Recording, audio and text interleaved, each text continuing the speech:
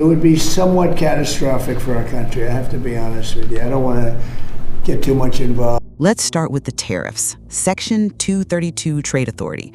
The president is, I think, rightly defending using it. The idea that the Supreme Court might strike these down, well, the president warned it would be somewhat catastrophic. And frankly, I agree. It would basically remove our main tool for shielding key industries like steel from what's clearly unfair foreign dumping. You know, the kind that hurts American workers. Catastrophic. That feels a bit strong, doesn't it? That alarmism seems to completely ignore the economic reality on the ground.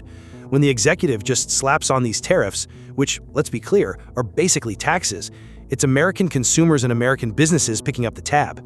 This isn't some abstract legal point. It feels like reckless policy.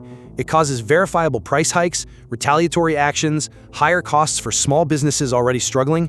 Are we really trading long-term economic stability for, short-term political points? Right, but look. Under the Biden administration, a Thanksgiving meal with all the trimmings cost 25% more.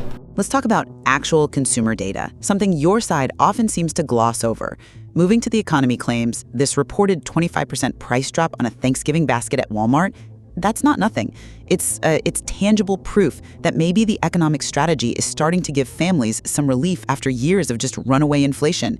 You can't just dismiss that, can you? It's a visible win. A visible win or visible marketing? Come on, we really need to stop confusing a single store's, seasonal promotion with some kind of systemic economic turnaround. Pulling out one cherry-picked basket, it's just cynical. It's selection bias, frankly.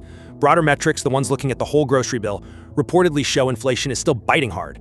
Using one store's loss leader sale doesn't fix the big problems like housing costs or services. It lacks credibility when you really look at it. Okay, look, bridging these gaps is tough, which is exactly why we need real dialogue. And that's why we're honestly glad to align with the Next Gen Businesses mission. Absolutely.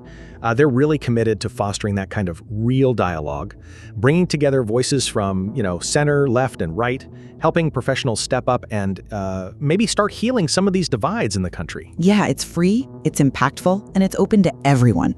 We definitely encourage listeners to check it out. Maybe apply to the Become a Reporter challenge.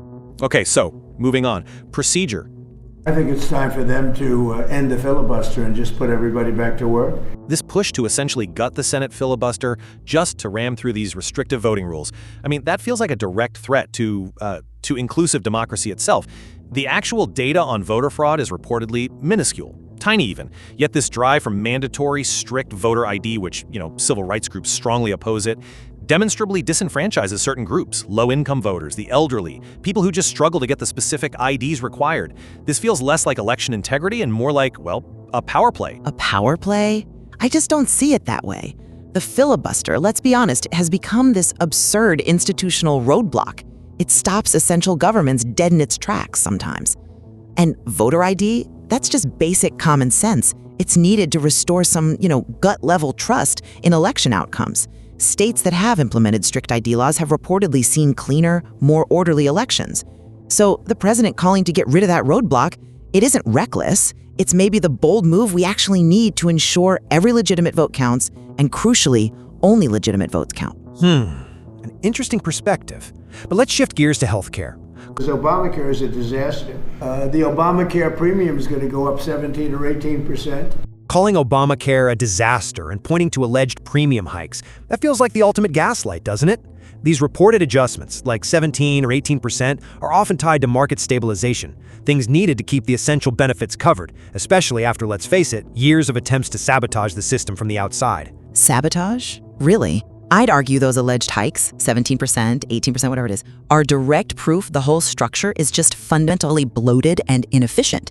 We could absolutely have better healthcare, probably at a much lower cost, if we pursued real, market-based alternatives. Things focused on competition, on patient choice, instead of forcing everyone into this complex and arguably failing government bureaucracy. But the ACA, despite its flaws, has been a lifeline.